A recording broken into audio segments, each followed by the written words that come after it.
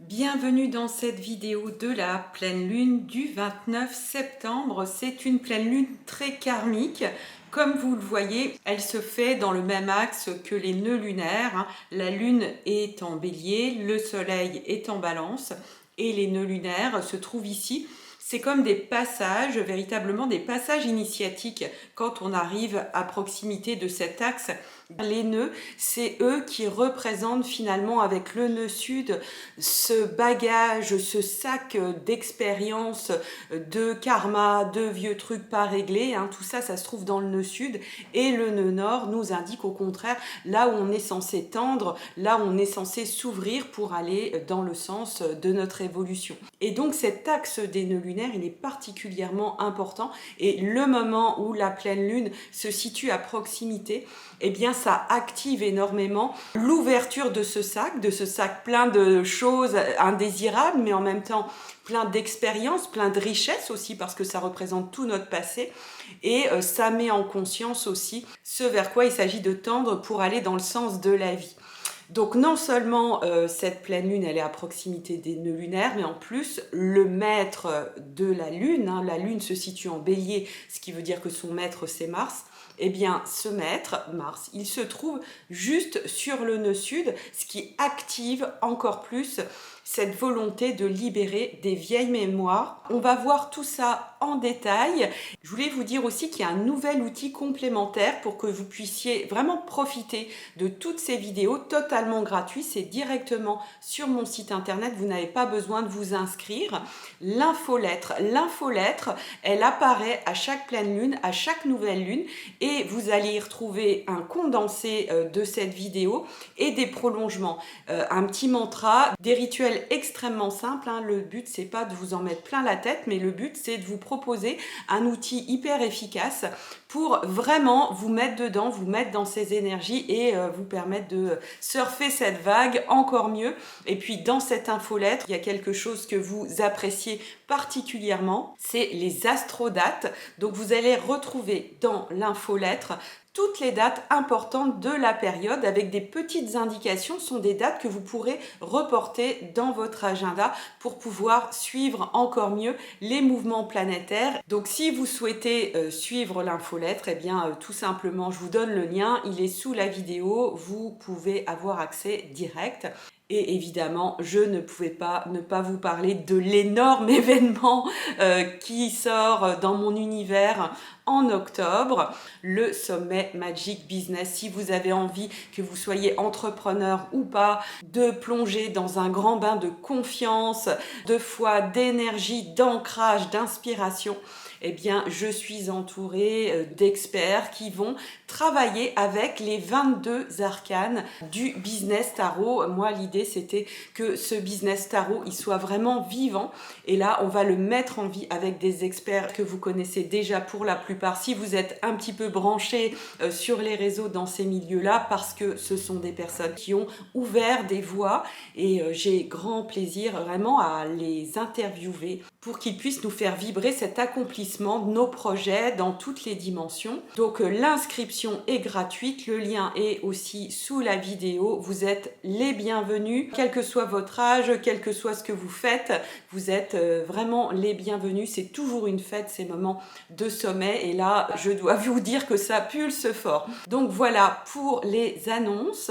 Et maintenant, on est parti pour cette pleine lune vraiment très intéressante et très importante à comprendre, parce que bien comprendre cette pleine lune, c'est bien comprendre le sens de notre bonheur, bien comprendre le fait que ce que nous apporte la balance, c'est vraiment cet état d'être, c'est vraiment que nous soyons capables d'être heureux sur le chemin. Bien sûr, on a des objectifs, bien sûr, on a des envies, bien sûr, on a envie d'évoluer et de faire des choses, mais la balance nous rappelle à tout moment qu'en fait, bien c'est le bonheur et l'aisance sur le chemin, alors qu'on n'y est pas encore, qui est vraiment importante, parce que une fois qu'on a le truc, bah voilà, on est content, et en général, quand on on a quelque chose, eh bien on a envie de quelque chose d'autre encore derrière.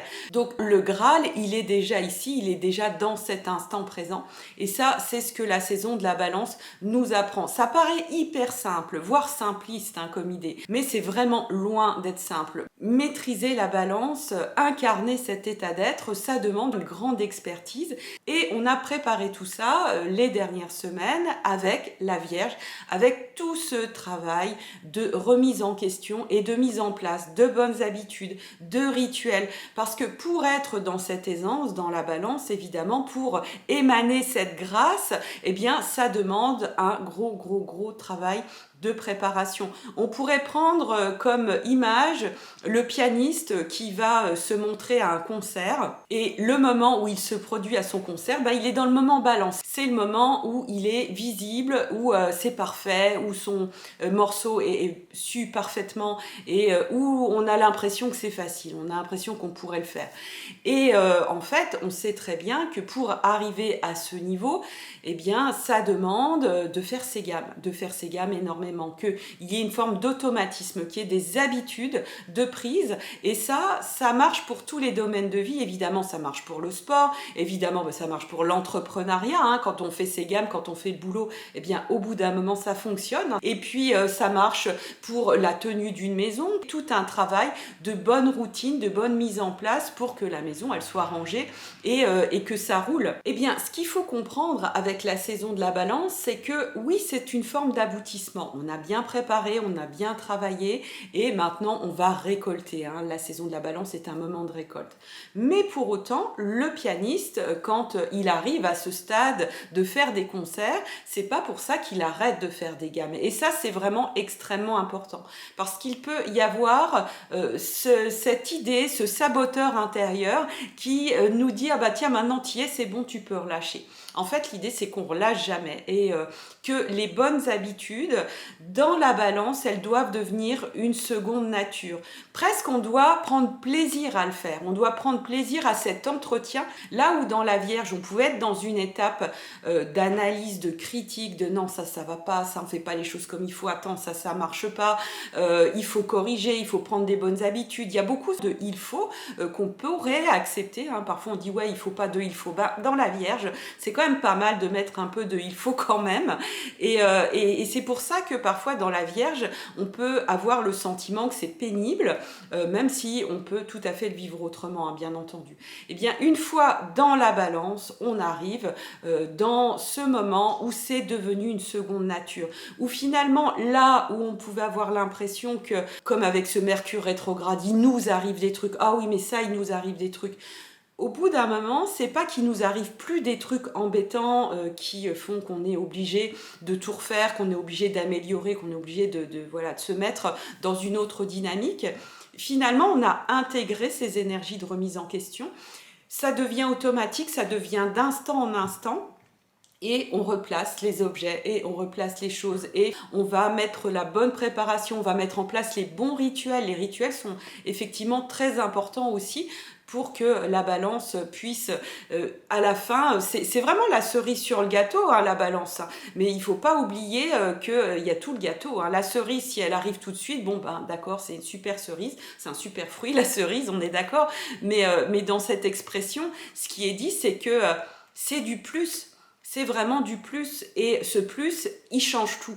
Il change tout, mais s'il n'y a pas tout ce travail, s'il n'y a pas toute la fondation, eh bien, cette cerise sur le gâteau, elle ne va pas être sublimée. Le passage de la Balance est un moment de sublimation.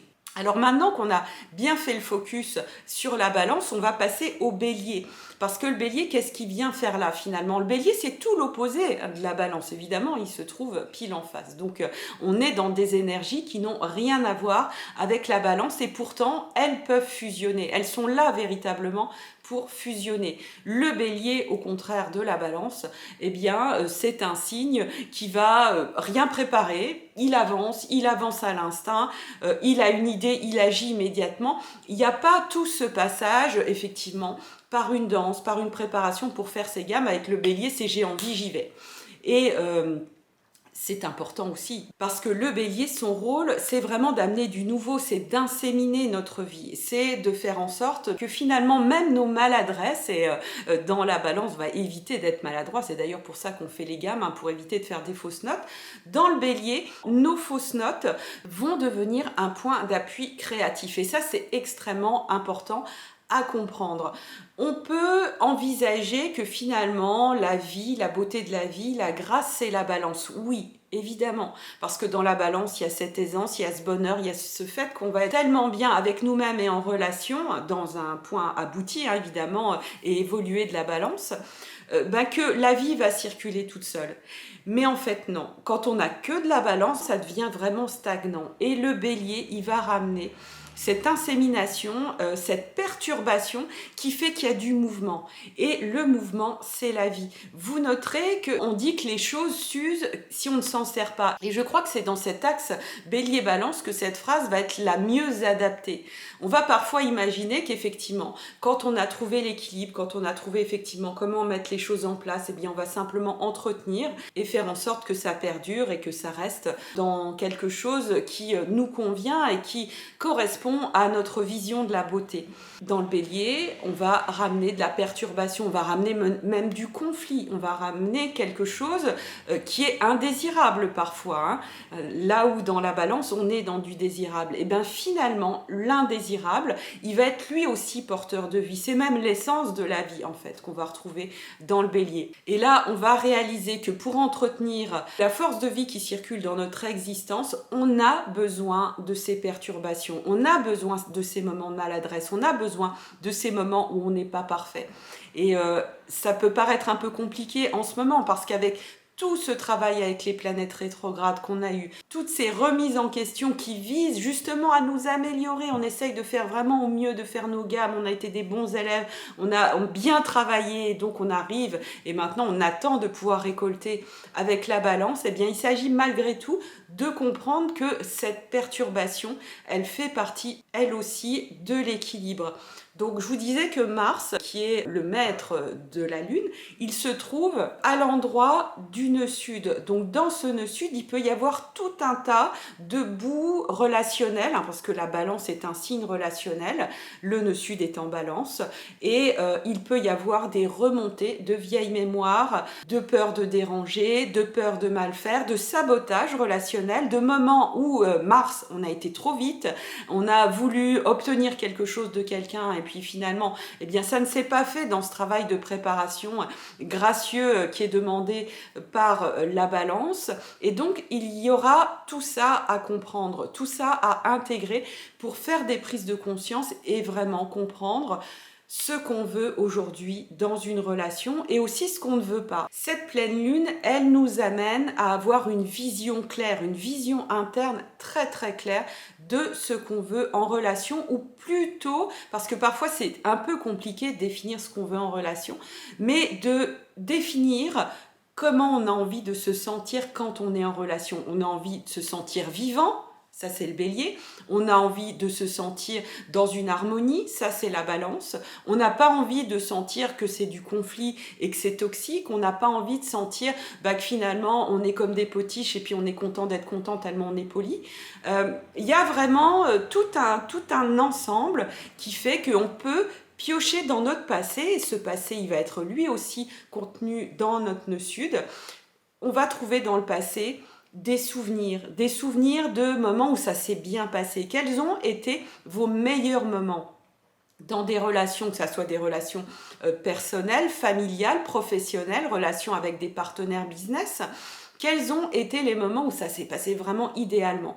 Eh bien, en ramenant ça à votre mémoire, vous allez pouvoir connecter avec ce que vous voulez vraiment. Et puis, vous pouvez aller piocher aussi des moments où ça s'est vraiment mal passé. Vous dites, non, mais ça, je ne veux plus vivre ce genre de choses.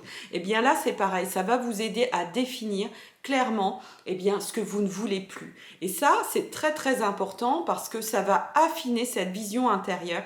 Et ça va vous permettre d'activer ce bélier dans quelque chose de vraiment sain. Parce que quand je vous dis l'élément perturbateur, oui, c'est très bien, etc., etc., c'est pas le but non plus. Hein, c'est pas le but de se dire, ah bah moi je suis un perturbateur et puis bon, la lune est en bélier, donc c'est bon. Non, le but c'est vraiment d'être très au clair avec ce qu'on veut et ensuite de faire confiance à notre instinct, de faire confiance à nos envies d'agir pour entrer en contact avec quelqu'un, pour entrer en communication, pour proposer quelque chose qui peut sembler être un élément perturbateur, mais qui en fait est un élément d'insémination. Donc voilà pour cette pleine lune, j'ai fait un petit tirage. Alors cette fois-ci, je vous le fais pas en direct, je l'ai fait avant parce que j'ai préparé la newsletter avec.